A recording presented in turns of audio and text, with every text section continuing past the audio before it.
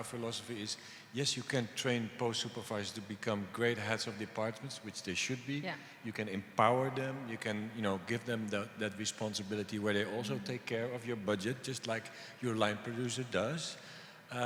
But if we do not also convince the producers to empower their post-supervisors and to work like in a triangle with your producer, your line producer, and your post-supervisor as a team, and also being transparent, and also sharing the plan and the budget with your post-supervisor, because it's one project.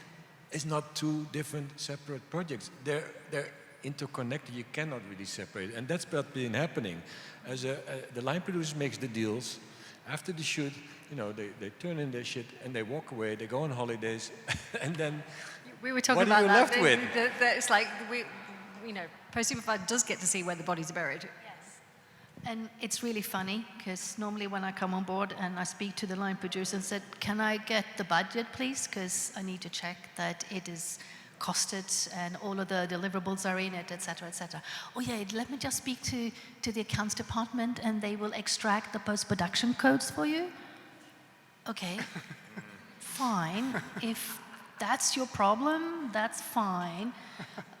Just send me the post-production codes, I don't care. Because when I take over in post-production, when they go on holiday, I see the whole cost report.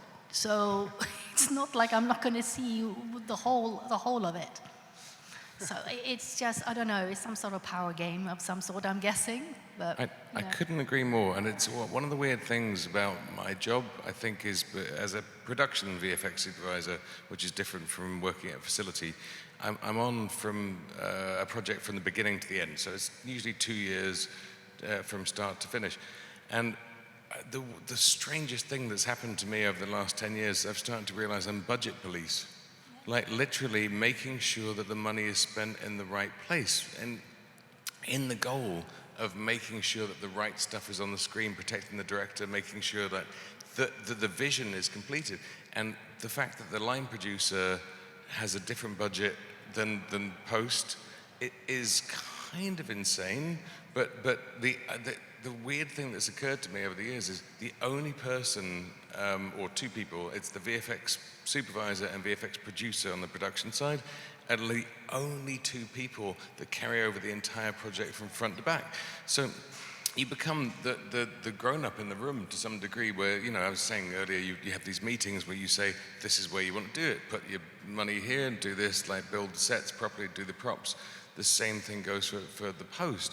And the idea that these two things are completely disparate, that you would do prep and at the end of physical production, this entire department and budget shuts down, and then there's an overlap of, say, 16 weeks or whatever, where post-production ramps up, and like they're two different things. It's one film, and it drives me insane. And I feel like nowadays my responsibility is to make sure that the money, because as you say, it's just one bucket of money. The film has this budget. That's that. And the best you can do with that money is to get the director's vision on screen and make it as cool as possible.